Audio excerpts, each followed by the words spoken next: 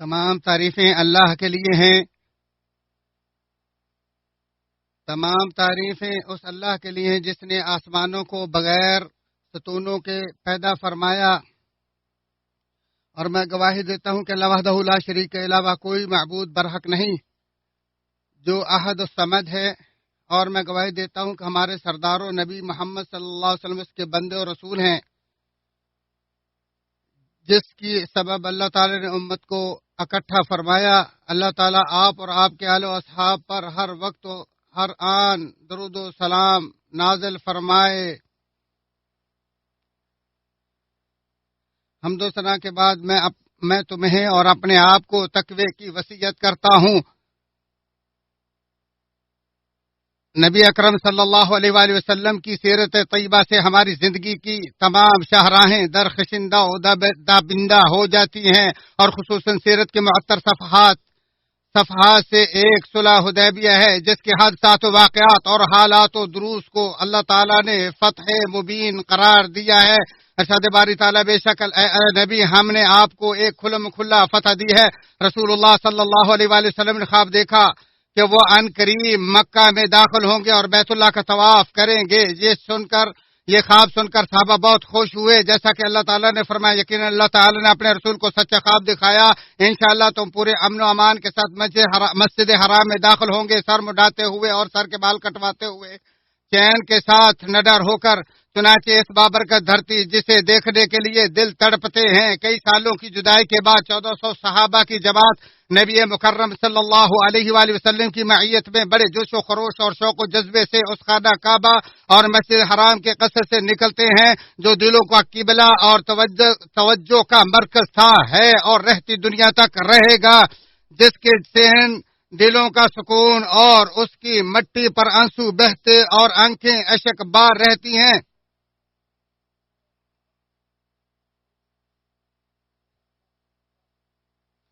جس کے لیے ابراہیم علیہ السلام نے دعا مانگی، اے ہمارے پروردگار میں نے اپنی کچھ اولاد اس بے آب و گیاہ وادی میں تیرے حرمت والے گھر کے پاس بسائی ہے،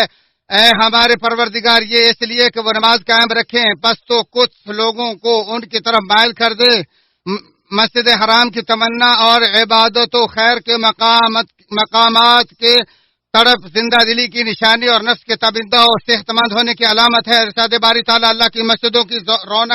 رونق و آبادی تو ان کے حصے میں ہے جو اللہ اور روز قیامت پر ایمان رکھتے ہیں، نمازوں کے پابند ہوں، زکوٰۃ دیتے ہوں، اللہ کے سوا کسی سے نہ ڈرتے ہوں۔ توقع ہے کہ یہی لوگ ہدایت یافتہ ہوں گے۔ رسول اللہ صلی اللہ علیہ وسلم نے ذوالحلیفہ سے احرام باندھا اور تلبیہ شروع کر دیا۔ جب مکہ کے قریب سنیہ مقام پر پہنچے، آپ کی قصوہ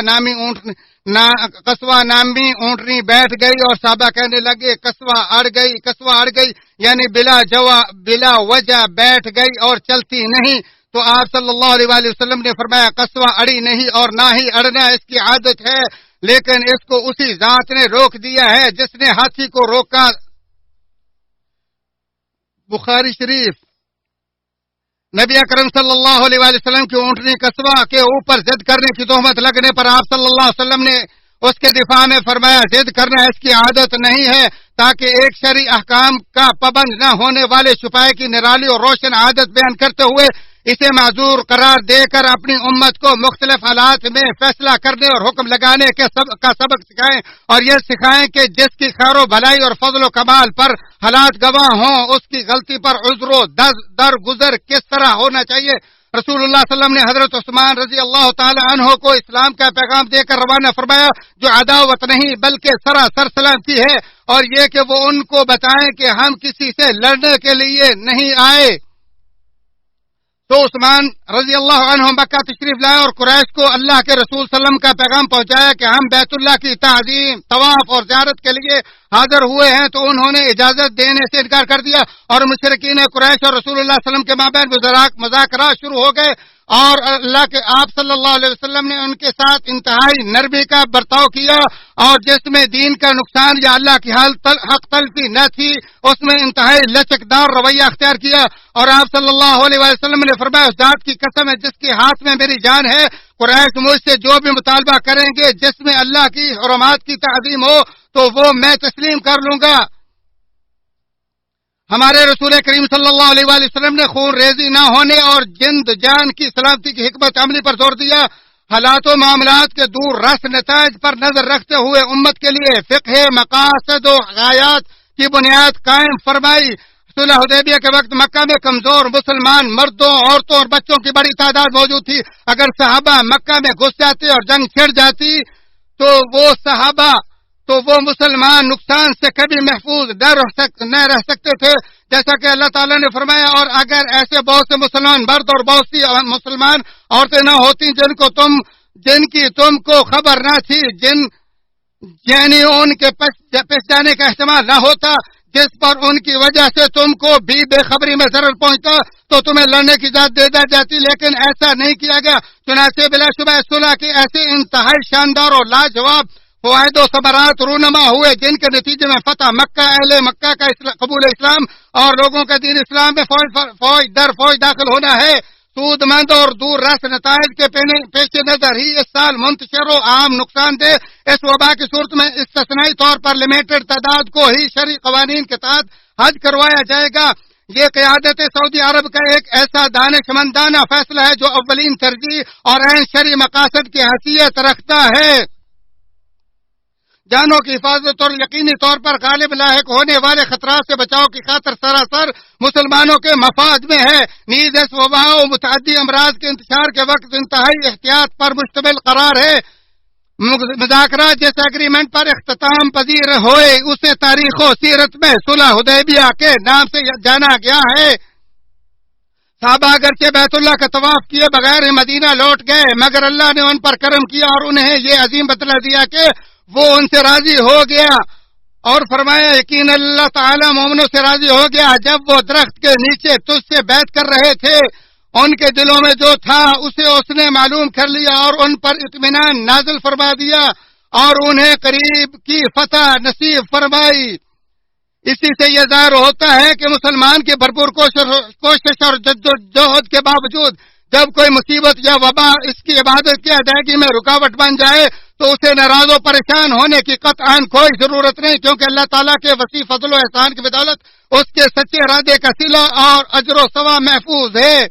جیسا کہ حضرت ابن عباس رضی اللہ تعالیٰ عنہ رسول اللہ صلی اللہ علیہ وسلم سے وہ روایت کرتے ہیں جو آپ نے اپنے رب تبارک و تعالیٰ سے روایت کی ہے. فرمایا بے شک اللہ تعالیٰ نے نیکی اور برائیوں کو لکھ لیا ہے اور پھر اس کو بیان کر دیا کہ جس شخص نے نیکی کا پختہ ارادہ کیا مگر کر نہ سکا، اللہ اس کی ایک مکمل نیکی اپنے پاس لکھ لیتا ہے، اور جب نیت کے ساتھ ساتھ عمل بھی کر لیتا ہے تو اللہ تعالیٰ 10 نیکیوں سے لے کر 700 گنا سے بھی زیادہ نیکی اپنے ہاں لکھ دیتا ہے. اور اگر کوئی شخص گناہ کی نیت کرے مگر گناہ نہ کرے تو اللہ تعالیٰ اسے اپنے پاس ایک مکمل نیکی لکھ لیتا ہے، اور اگر برائی کی نیت کرے اور برائی بھی کر لے تو اللہ تعالیٰ صرف ایک ہی گناہ لکھتا ہے.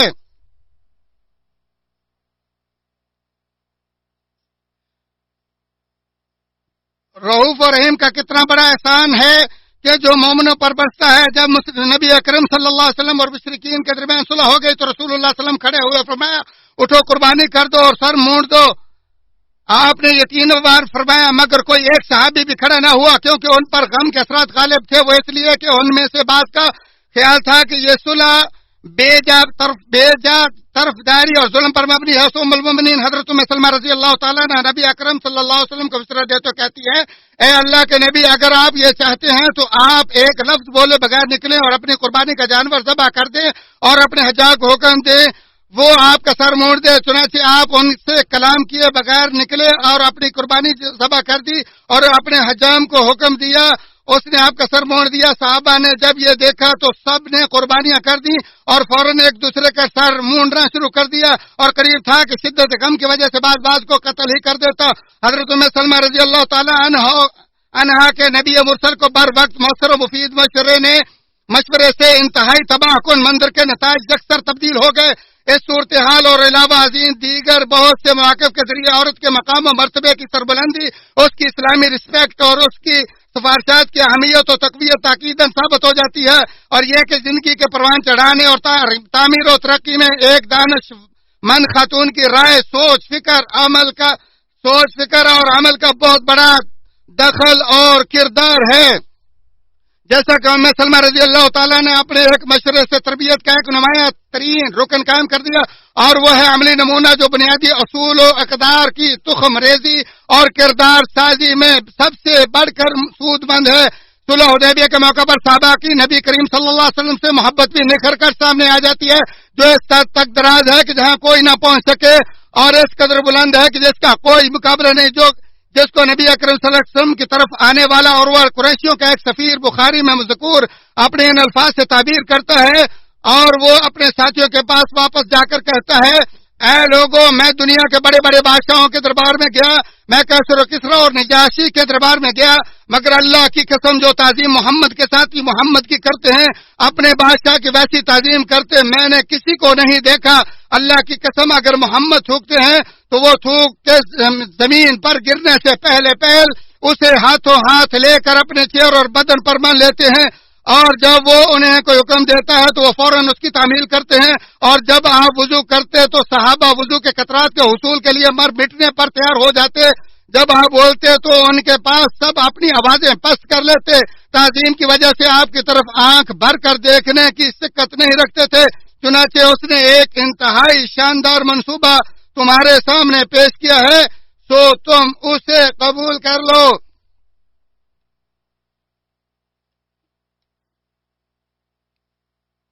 اللہ تعالیٰ میرے اور آپ کے لیے قرآن عظیم کو بابرکت بنائے، اور اس کی آیات و ذکر حکیم کو میرے اور آپ کے لیے نفع بخش بنا دے۔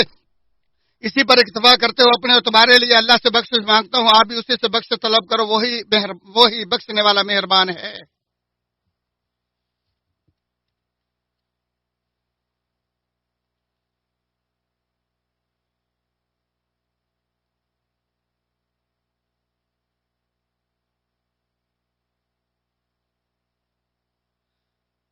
تمام تعریف اللہ کے لیے، اور میں گواہی دیتا ہوں کہ اللہ وحدہ لا شریک کے علاوہ کوئی سچا معبود نہیں، اور میں گواہی دیتا ہوں کہ محمد صلی اللہ علیہ وسلم اس کے بندے اور رسول ہیں۔ اللہ تعالیٰ آپ اور آپ کے اہل و صحاب پر درود و سلام بھیجے۔ حمد و ثنا کے بعد میں تمہیں اور اپنے آپ کو تقوی کی وصیت کرتا ہوں۔ جب قریش کا سفیر بن کر سہیل بن عمر رسول اللہ صلی اللہ علیہ وسلم کی طرف مذاکرات کے لیے آیا تو رسول اللہ صلی اللہ علیہ وسلم نے فرمایا، یقیناً تمہارا معاملہ تمہارے لیے سہل اور آسان ہو گیا ہے۔ رسول اللہ صلی اللہ علیہ وآلہ وسلم نے نیک فعلی، اور ہر مسلمان کی ہمیشہ یہی عادت ہوتی ہے کہ وہ اپنے تمام تر سنگین معاملات میں نیک توقع رکھتا اور اپنے رب کے ساتھ اچھا گمان کرتا ہے۔ لہذا اس تباہ کن مصیبت کی صورتحال میں ہمیں اپنے پروردگار سے اچھی توقع رکھنی چاہیے، اور ہمیں مکمل یقین ہونا چاہیے کہ بلا ٹلنے والی اور کشادگی آنے والی ہے۔ نیز اس پاکیزہ دھرتی کی فضاؤں میں نکھار آنے والا ہے، اور ان قریب قلب و بدن کعبے کا طواف کریں گے، اور صفا و مروا کے درمیان سعی کے لیے قدم رواں جواں ہوں گے، اور مسلمان ان قریب خوش ہوں گے۔ فرمانے باری تعالیٰ، یقیناً اللہ تعالیٰ نے اپنے رسول کو حق پر مبنی سچا خواب دکھایا، ان قریب تم ضرور مسجد حرام میں بے خوف و خطر سر منڈاتے اور بال کٹواتے ہوئے